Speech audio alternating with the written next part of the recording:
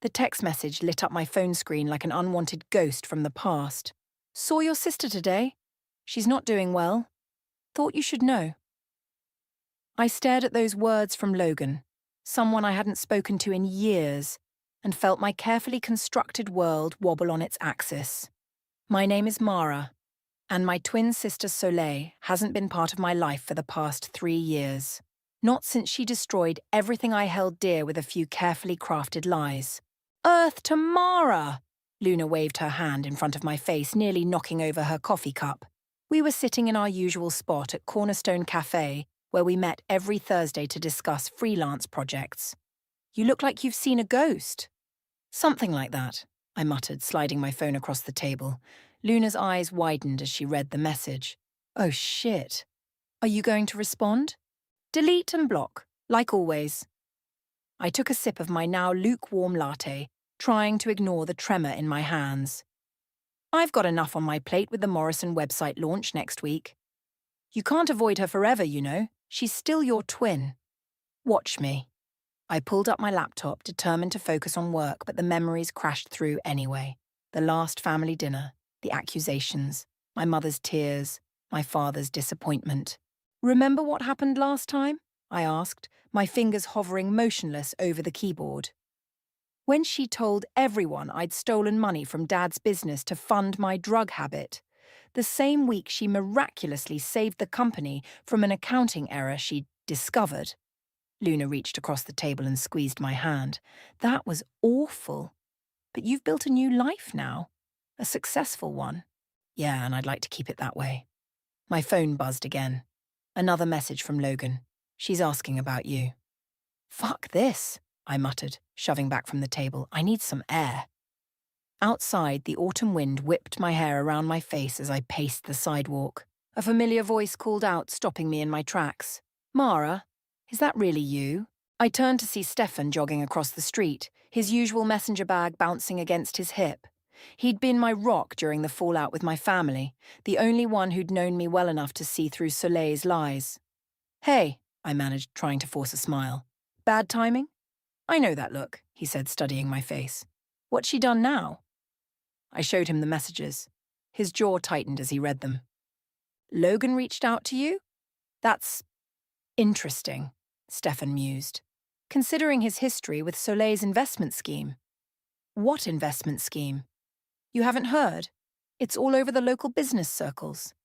Soleil convinced several people to invest in some sort of startup. It went south fast. Logan lost quite a bit of money. A laugh bubbled up from my chest, surprising us both. Karma's a bitch, isn't it? Mara?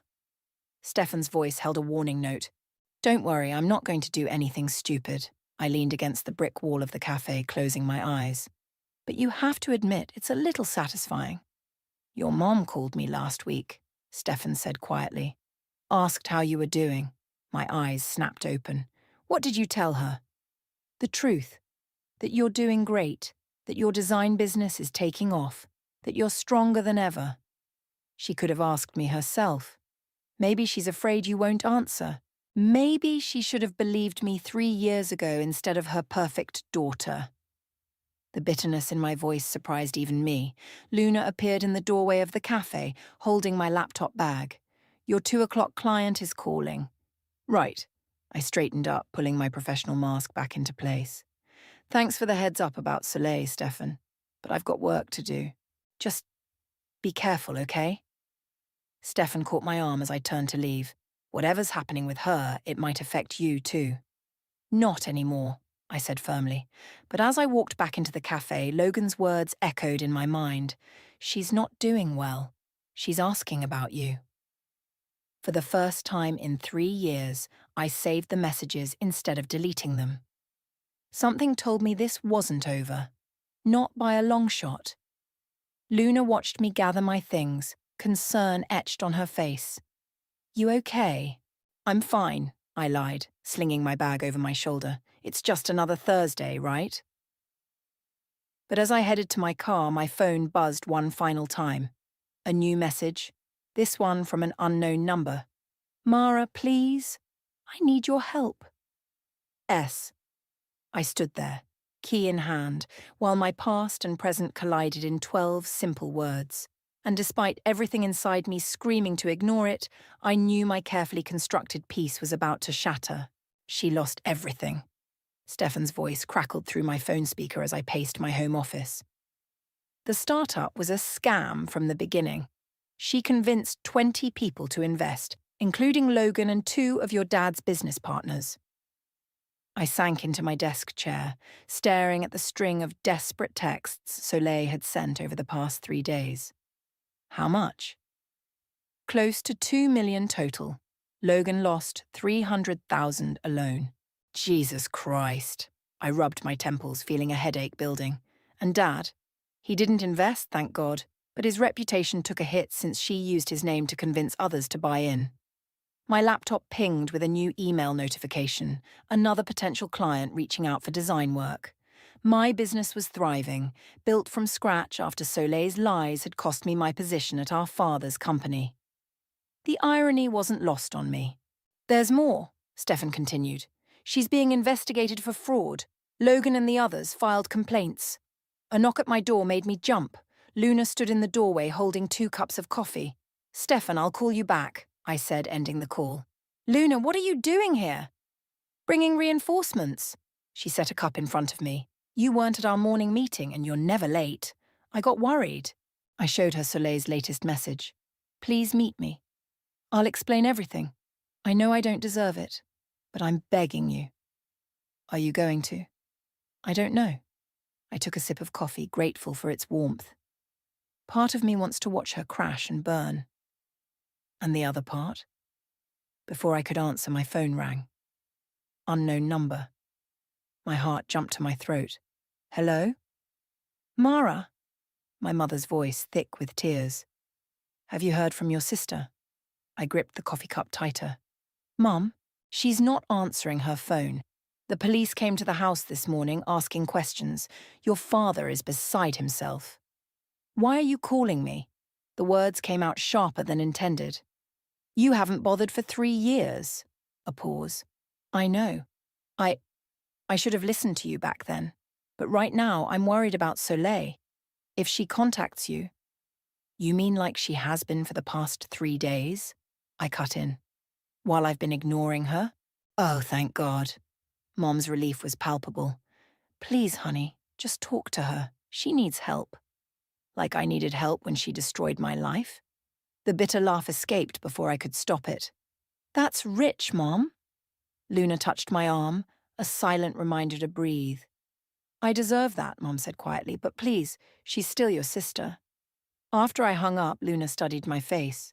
What are you thinking? I'm thinking karma's finally caught up with her. I pulled up my email, clicking on the latest message. And I have work to do. Mara. Luna's tone made me look up. You're not really going to ignore her, are you? Why shouldn't I? Because you're better than that, and because you'll always wonder what would have happened if you'd answered. My phone buzzed again. Another text from Soleil. I'm at Riverfront Park, by the fountain. I'll wait here all day if I have to. Shit. I stood up, grabbing my keys. Cover for me with the Morrison client? Luna smiled. Already rescheduled for tomorrow. Go. The park was quiet for a weekday morning. I spotted her immediately, sitting alone on a bench, her head bowed. She looked smaller somehow, her designer clothes replaced by jeans and a simple sweater. Her hair, usually perfectly styled, was pulled back in a messy ponytail. She looked up as I approached, her face, my face, streaked with tears. You came. I'm here, I said coldly, remaining standing. Talk. I screwed up. Really screwed up. Her voice cracked. They're going to arrest me, Mara. I need... My help? I crossed my arms. Like you helped me 3 years ago? I know I don't deserve it. But you're the only one who might understand. The only one who knows what it's like to lose everything. Because you made sure I lost it all. The words tasted like ash in my mouth. Why should I help you? She reached into her bag, pulling out an envelope. Because I'm ready to tell the truth. About everything. I'll confess to what I did to you. Clear your name. Just, please, help me fix this. I stared at the envelope, my heart pounding. 3 years of pain, of rebuilding, of proving myself. And now she wanted my help? Please, she whispered. I know I'm toxic. I know I'm manipulative. But I'm also scared. And you're the strongest person I know. I took the envelope, my fingers trembling slightly. I'll think about it. As I walked away, leaving her crying on the bench, I realized I had a choice to make: help her and risk getting burned again, or walk away and live with the consequences. The envelope felt heavy in my hand, weighted with possibilities and dangers, and somewhere deep inside, a plan began to form. You want me to do what? Soleil's voice echoed across the nearly empty cafe. We'd agreed to meet at closing time, when fewer people would be around to witness our conversation. You heard me. I stirred my tea calmly, watching her face contort with disbelief. A public confession. In front of everyone you lied to. That's my condition for helping you. I can't. She glanced around nervously, even though the only other person present was the barista wiping down tables across the room. The legal implications alone. The truth is going to come out anyway, I cut in. The question is whether you want to control the narrative or let the police do it for you. Soleil's hands shook as she reached for her water glass. 3 days had passed since our meeting in the park, and she looked even worse now. Dark circles under her eyes, bitten nails, designer watch conspicuously missing from her wrist. There's something else, she whispered. Something I haven't told anyone. Of course there is. I leaned back in my chair. There always is with you. I'm pregnant. The words hung in the air between us. I studied her face for any sign of manipulation, but found only raw fear. 8 weeks, she continued. The father. He was one of the investors. He doesn't know. Jesus, Soleil. I ran a hand through my hair. Logan? She nodded miserably. I never meant for any of this to happen. The investment scheme seemed foolproof at first. Then things started falling apart, and I kept trying to fix it, but you just made it worse, I finished. Like you always do. The barista approached our table. Sorry, ladies, we're closing in 5 minutes. We gathered our things and stepped out into the cool evening air. Soleil grabbed my arm as I turned toward my car. What exactly would this public confession entail? Everything, I said firmly. The lies about me stealing from Dad, the fake drug addiction story, how you manipulated the company's books to make yourself look like a hero. All of it. Mom and Dad will never forgive me. They forgave you for destroying my life. The words came out sharper than intended. Maybe they'll surprise you again. Soleil wrapped her arms around herself, looking suddenly young and vulnerable. When? I'll arrange it. This weekend. I'll invite everyone who needs to be there. Mom, Dad, Logan, the other investors. You'll tell them everything. And then you'll help me? I pulled out my phone, showing her the screen. I've already been in contact with my friend Marcus. He's a criminal defense attorney. He's willing to take your case, but only if you come clean about everything first. Everything? Her voice cracked. Everything. I stepped closer, lowering my voice. This is your one chance, Soleil. Take it or leave it. She was quiet for a long moment, streetlights casting shadows across her face. My face, but harder somehow, worn by years of deception. Okay, she finally whispered. I'll do it. I'll text you the details tomorrow. I turned to leave, but paused. And Soleil? If you're playing me again... I'm not, she said quickly. I swear. I watched her walk to her car, a beat-up Honda instead of her usual luxury vehicle, before pulling out my phone to call Stefan. Well, he answered on the first ring. She agreed. But there's a complication. She's pregnant. Shit. A pause. Logan's? Yeah, start making calls. I want everyone there on Saturday. Mara. Stefan's voice held a warning note. Are you sure about this? Public humiliation isn't usually your style. This isn't about humiliation, I said, watching Soleil's taillights disappear around the corner. It's about truth and consequences. After hanging up, I sat in my car for a long moment, remembering the day everything fell apart. The family meeting where Soleil had tearfully discovered evidence of my supposed theft and drug use. The way our parents had looked at me, horror and disappointment in their eyes, the shame of being escorted out of the building I'd worked in since college. My phone buzzed with a text from Luna. How did it go? She agreed, but there's more at stake than we thought. Want to talk about it? Tomorrow, I replied. Right now I need to make some arrangements. I started my car, mind already racing with plans. The venue would need to be private but public enough to make an impact. Everyone would need to be there, our parents, Logan, the other investors, even some of Dad's business partners who'd shunned me after the accusations. As I drove home, another text came through from Soleil. Thank you for giving me a chance. I won't let you down this time. I didn't respond. After all, actions speak louder than words. A lesson Soleil was about to learn the hard way. The private room at Bellamy's? Luna raised an eyebrow as she helped me arrange chairs in the upscale restaurant. Isn't this a bit dramatic? It's perfect. I adjusted a place card on one of the tables. Private enough for discretion, public enough that she can't back out. Stefan entered, carrying a small audio recorder. Everyone's confirmed. Logan was interesting to convince. What do you mean? He seemed nervous, like he's hiding something. Stefan set the recorder on the main table. Are you sure this is just about the investment scheme? Before I could respond, my phone buzzed. A text from Soleil. Can we meet before everyone arrives? Please. She's early, I muttered, showing them the message.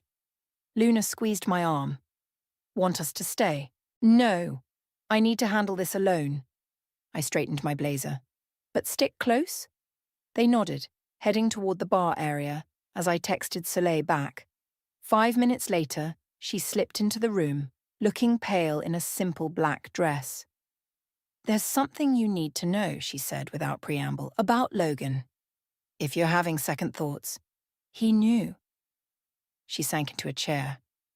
About the investment scheme. He knew it was fraudulent from the beginning. I felt the blood drain from my face. What? He helped me set it up. The whole thing was his idea. Her hands twisted in her lap. He only turned on me when it started falling apart. And the baby? Was a mistake. A drunk night after everything went wrong. She laughed bitterly. He told me to take care of it or he'd make sure I took all the blame.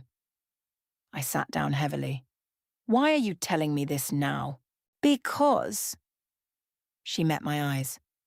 I'm ready to tell the whole truth. Not just about what I did to you, but about everything. Logan included. The door opened and Stefan poked his head in. People are starting to arrive. I nodded, mind racing. Give us a minute. Once he left, I turned back to Soleil. If you're lying to me again. I'm not. She pulled out her phone, showing me a series of text messages between her and Logan. I have proof. Of everything. I read through the messages, my hands shaking. They detailed the entire scheme from inception to collapse. Logan's role was clear and damning. Why didn't you show me this before? Because I was ashamed. Tears spilled down her cheeks. Not just of the scheme, but of everything, what I did to you. It was unforgivable. And it started long before Logan. I was so jealous of you, Mara. You were always the strong one, the talented one. I thought if I could just tear you down. The door opened again. Our parents entered, followed by Logan and several other investors. The room suddenly felt too small. Showtime, I whispered, standing up. Logan's eyes darted between Soleil and me, his confident facade cracking slightly when he saw her phone in my hand. Thank you all for coming, I began, my voice steady despite my racing heart. We're here because Soleil has something to share with everyone. Our mother reached for Dad's hand as Soleil stood up. She looked at me once, received my slight nod, and began to speak. 3 years ago, I destroyed my sister's life with a series of lies. Her voice grew stronger as she continued, detailing everything. The false accusations, the manipulated evidence, the years of jealousy that led to it. Our mother's soft crying filled the pauses. Dad's face grew darker with each revelation. But when Soleil reached the part about the investment scheme, Logan suddenly stood up. That's enough, he snapped. You don't know what you're saying. Show them, I said quietly to Soleil. She projected the text messages onto the wall using a small portable projector from her purse.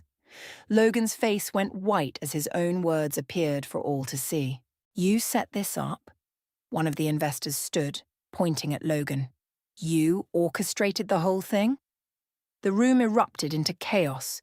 Logan tried to leave, but Stefan blocked the door. Our father was on his feet, shouting. Investors were calling their lawyers. Through it all, Soleil kept talking, her voice clear and unwavering as she laid bare every lie, every manipulation, every scheme, including her own role in all of it. I watched it unfold, feeling strangely hollow. This was what I wanted. The truth exposed, justice served. But as I saw the devastation on our parents' faces, the fury in Logan's eyes, the mix of relief and despair in Soleil's tears, I realized this was just the beginning. The truth, as it turned out, was more complicated than even I had imagined, and we were all about to face its consequences. The police arrived within 20 minutes of Logan's attempted escape. As they led him away in handcuffs, my mother approached me, her mascara streaked down her cheeks. "Did you know," she asked, her voice barely above a whisper, "about Logan's involvement?" "Not until today." I watched as investors huddled with their phones, presumably calling lawyers. Soleil told me just before everyone arrived. "All these years?" Mom's hands trembled as she reached for mine. "We believed such horrible things about you. I believed such horrible things." "Mom, don't." I pulled away. "Not now." Dad stood by the window, his back rigid as he spoke quietly with Marcus, the defense attorney I'd brought for Soleil. She sat alone at the table, looking smaller than ever. "What happens now?" Mom asked. "Now?" I gathered my things. "Now I go home. I have work tomorrow." "Mara, please." She grabbed my arm. "We need to talk about this, as a family." "A family?" I laughed sharply. "We haven't been a family since you chose to believe the worst about me without a shred of evidence." "I was wrong," her voice cracked. "We were all wrong, but your sister needs us now." "Like I needed you." The room had mostly cleared out, leaving just our family, Stefan, and Marcus. Soleil looked up as I approached her table. "The police will want to question you," I said, keeping my voice professional. "Marcus will help you through it. Tell them everything about Logan's involvement." "What about—" She gestured vaguely at her stomach. "That's your choice to make." I placed a business card in front of her. "This is Dr. Sarah Palmer. She's discreet and excellent at what she does. Whatever you decide." "Mara," Dad's voice came from behind me. "We should discuss this as a family." I turned to face him. "There's nothing to discuss." Soleil confessed.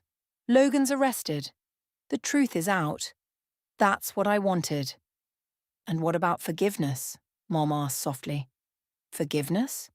I felt something snap inside me. "Let's talk about forgiveness. Let's talk about how you threw me out of the house without letting me defend myself. How you blocked my calls, my emails. How you told everyone in your social circle that I was a drug addict and a thief." "We were wrong," Dad said, his voice heavy. "We should have listened." "Yes, you should have." I grabbed my purse. "Stefan, can you make sure Soleil gets home safely?" He nodded, moving closer to my sister as I headed for the door. "Wait!" Soleil called out. "What you did for me today, helping me tell the truth, thank you." I paused at the doorway. "I didn't do it for you. I did it because the truth matters. Because actions have consequences." "And what about my consequences?" she asked quietly. "What happens to me now?" "That depends on the police investigation. And on you." I turned back one last time. "The truth is out. What you do with it is your choice." Outside, Luna was waiting by my car. "You okay?" "No." I leaned against the cool metal. "But I will be." My phone buzzed. A text from Marcus. "Police want to interview you tomorrow. Standard procedure." "Need company tonight?" Luna asked, reading over my shoulder. "Actually, yes." I unlocked the car. "But first, I need a drink." We ended up at our usual bar where I told her everything. Logan's involvement, Soleil's pregnancy, my parents' attempts at reconciliation. So what now? Luna asked, signalling for another round. Are you going to let them back in? I don't know. I stared into my glass. Part of me wants to. Part of me is screaming to run. Maybe there's a middle ground? Before I could respond, my phone lit up with a text from Soleil. The police are releasing me for now. Logan's being held. They found evidence of other schemes on his computer. This goes deeper than anyone knew. Jesus, Luna muttered, reading the message. What are you going to do? Nothing. I put my phone away. The police can handle it now. I'm done playing family counselor. Are you, though? Luna raised an eyebrow. Because it seems to me like you're just getting started. She was right, of course. This wasn't over. The truth was out, but the aftermath was just beginning. My parents wanted reconciliation. Soleil needed support. Logan's schemes were unraveling. And somewhere in the middle of it all, I had to figure out what I wanted. My phone buzzed again, Mom this time. We're having dinner tomorrow night, just the family. Please come. I showed Luna the message. Going. I don't know. I signaled for the check. But I do know one thing. What's that? Whatever happens next, it's going to be on my terms, not theirs. The truth might set you free, but it also opens doors you never expected to walk through. The question was, which doors would I choose?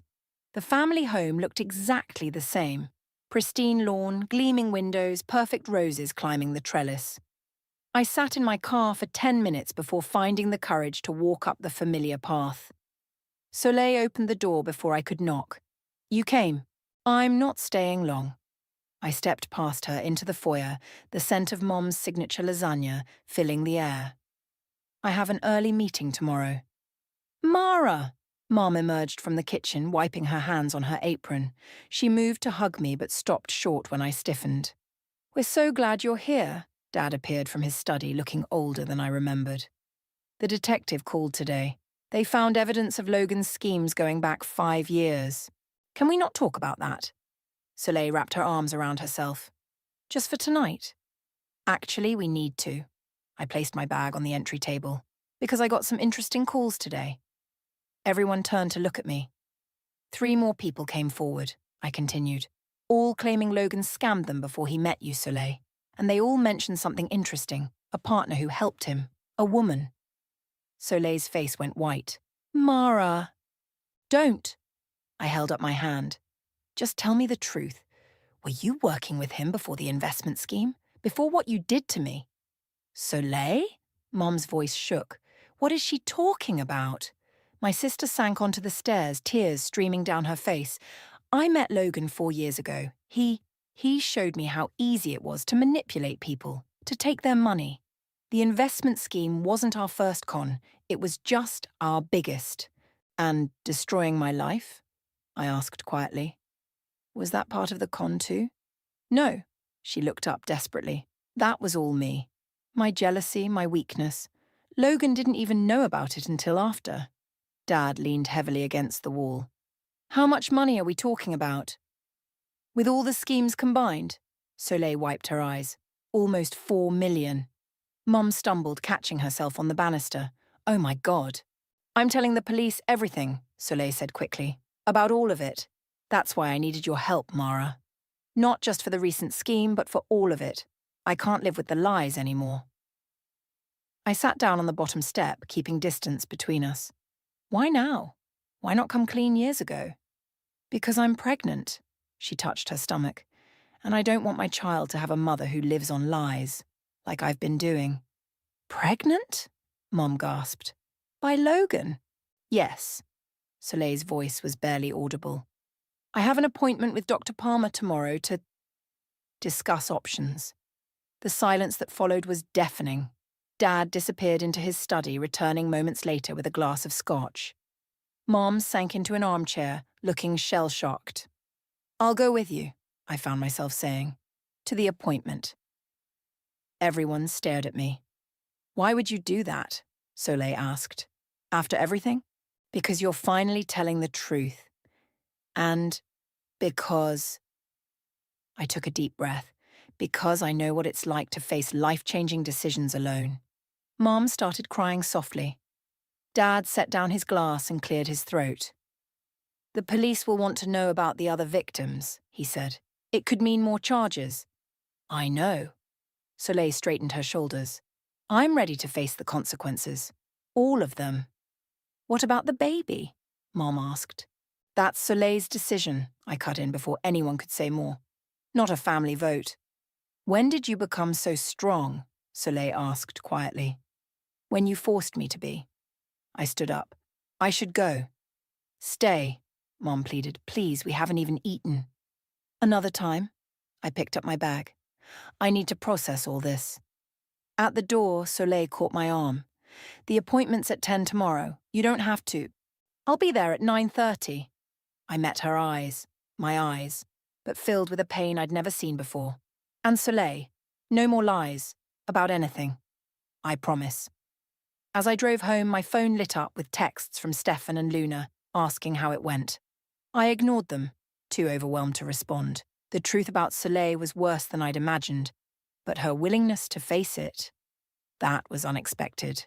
My phone rang, Marcus calling with an update. Logan's talking, he said without preamble, trying to cut a deal. He's naming names, dates, everything. Good. I pulled into my driveway. Let him talk. You okay? I thought about tomorrow's appointment, about Soleil's confession, about the years of lies finally unraveling. No, I answered honestly, but I think I might be. Eventually. The truth was messy and painful, but it was also freeing. And maybe, just maybe, it was the first step towards something real. 2 weeks after Soleil's decision to keep the baby, we sat in Marcus's office, facing the district attorney.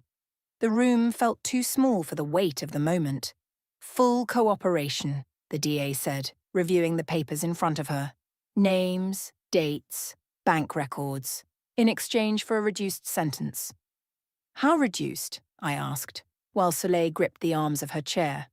Given the extent of cooperation and her current condition, the DA glanced at Soleil's stomach. 2 years, mostly probation, some community service, and full restitution to all victims. And Logan? Soleil's voice trembled. Looking at 15 to 20. His previous schemes make a plea deal unlikely. Marcus leaned forward. When do you need an answer? Today. The DA stood up. The press conference is scheduled for tomorrow morning. Either Soleil appears with me to announce her cooperation, or we proceed with full charges. After she left, Soleil turned to me. What should I do? You know what you need to do. I handed her a pen. Sign the papers. Mom and Dad will be there tomorrow, at the press conference. She took the pen but didn't sign. Everyone will know everything. They already know. I stood up, pacing the office. The only difference is whether you face it on your terms or theirs. Marcus cleared his throat. The DA's offer is more than fair, considering the amount of money involved. Soleil signed the papers with shaking hands. As Marcus gathered them, she grabbed my arm. Will you be there tomorrow? Yes. I helped her up. But not for you. For me. It's time everyone heard the whole story. The next morning, the courthouse steps were crowded with reporters and familiar faces. Our parents stood to one side, Mom clutching Dad's arm. Luna and Stefan positioned themselves near the podium, offering silent support. The DA spoke first, outlining the case against Logan and announcing Soleil's cooperation. Then she stepped aside, making way for Soleil. My sister approached the podium wearing a simple black dress that couldn't hide her slight baby bump. Her hands shook as she unfolded her prepared statement. 4 years ago, I made a choice that started me down a path of deception. She looked up, meeting my eyes in the crowd. But my crimes didn't begin with the investment schemes. They began with betraying my twin sister. The reporters leaned forward, cameras clicking rapidly. I destroyed my sister's reputation with calculated lies. I manipulated my family, our friends, our business associates. I did it out of jealousy, out of a desperate need to prove myself better than her. Soleil's voice grew stronger. Then, I met Logan Brooks, who showed me how to turn my talent for deception into profit. She detailed the schemes, the victims, the millions stolen. Mum was crying openly now, Dad's face ashen as he supported her. But the worst crime I committed wasn't financial fraud. It was betraying the person who knew me best, my twin, my other half, Mara. Soleil turned to face me directly. I'm sorry for everything. You were always the stronger one, the better one, and I proved it by trying to destroy you. The reporters swung their cameras toward me. I stood straighter, meeting their lenses with steady eyes. I'm cooperating fully with the investigation, Soleil continued. Not just because it's right, but because I'm carrying a child. And I want this baby to know that even the worst mistakes can be faced with honesty. After the formal statements, as the crowd began to disperse, our parents approached me. You knew, Dad said quietly, about her cooperation. I helped arrange it. I watched as Marcus led Soleil to a waiting car. She needed to face consequences, but she also needed a chance to make things right. And us? Mom asked. Do we get that chance too? That depends. I turned to face them fully. Are you ready to hear the whole truth about what happened 3 years ago? Not Soleil's version, but mine. They nodded, and for the first time in years, I saw real willingness to listen in their eyes. Then let's get coffee. I gestured toward the cafe across the street. It's a long story. As we walked, my phone buzzed with a text from Soleil. Thank you for being there, for everything. I didn't respond immediately. The truth was I hadn't done it for her. I'd done it because the truth needed to be told, all of it from every angle, because sometimes healing starts with ripping off old bandages no matter how much it hurts. Ready? Luna asked, appearing at my side as we reached the cafe. No, I admitted, but I'm going to do it anyway. Because that's what strength really is. Not the absence of fear or pain, but the courage to face them head-on.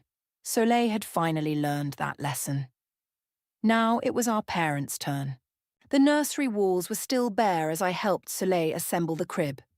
Outside, autumn leaves scattered across the lawn of her small rental house, a far cry from her former luxury apartment, but honest living had its price. Logan took a plea deal this morning, she said, handing me a screwdriver. 12 years. I heard. I tightened the last screw. Marcus called me. Did he tell you about the restitution payments? Every month for the next 20 years. I stood up, testing the crib's stability. But you're doing it. Thanks to the job you helped me get. Soleil ran her hand over the simple white railing. Never thought I'd be grateful for data entry work. The doorbell rang. Our parents stood on the porch carrying boxes of baby supplies. The past few months had been a slow rebuild of trust. Weekly dinners, honest conversations, painful revelations finally heard and acknowledged. We found these in the attic, Mom said, setting down a box. Your old baby things, Mara's and Soleil's. Dad pulled out 2 identical stuffed rabbits, worn with age. You two fought over these constantly. Because Soleil always stole mine, I said, but without the old bitterness. I did. Soleil took one of the rabbits. I always wanted what was yours, even when I had the same thing. The ultrasound is tomorrow, Mom asked, unpacking baby clothes. Yes. Soleil touched her rounded belly. Would you come with us, Mara? I hesitated. Supporting Soleil through her pregnancy had been one thing, a human response to someone in need. But this felt more intimate, more like the sisters we used to be. Please, she added softly. I know I don't deserve. Stop saying that. I cut her off. You're doing the work. You're facing consequences. You're trying to be better. That's what matters now. Dad cleared his throat. Speaking of consequences, the business partners you helped expose in Logan's scheme, they're being indicted next week. I know. I helped Mom unpack another box. 3 more victims came forward after Soleil's press conference. And the company? Soleil asked quietly. Dad's reputation is recovering, he said, thanks to Mara's marketing strategy. I'd agreed to help rebuild the family business's image, but on my terms, working as an independent consultant, maintaining my own successful design firm. The nursery needs art, Mom observed, looking at the blank walls. Actually, I pulled out my tablet, opening a design file. I've been working on something. The digital sketches showed a series of watercolor-style murals, two rabbits playing under a tree, surrounded by falling leaves and soft lights. Like our old stuffed animals, Soleil whispered, but together instead of fought over. If you want them, I said. Luna and I could paint them this weekend. You'd do that? For my niece? Yes. I set down the tablet. But Soleil, this doesn't mean everything's fixed. I know. She met my eyes steadily. But it means we're trying.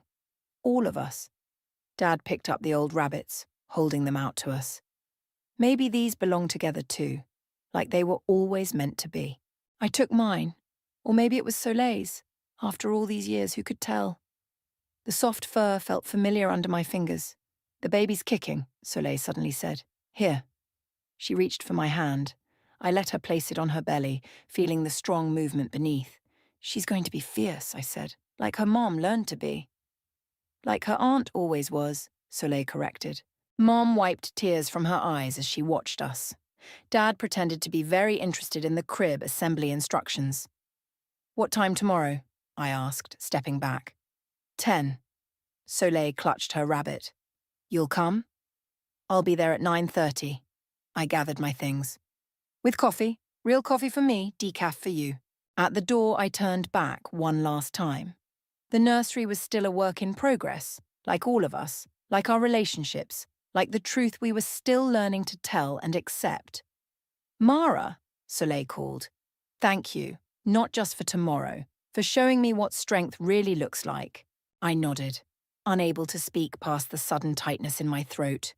Because that's what real strength is, not in revenge or punishment, but in the courage to rebuild, to try again, to love carefully and honestly in spite of past wounds. The rabbits sat together on the crib rail, worn and loved, separate but connected. Like us. Not perfect, not completely healed, but finally real.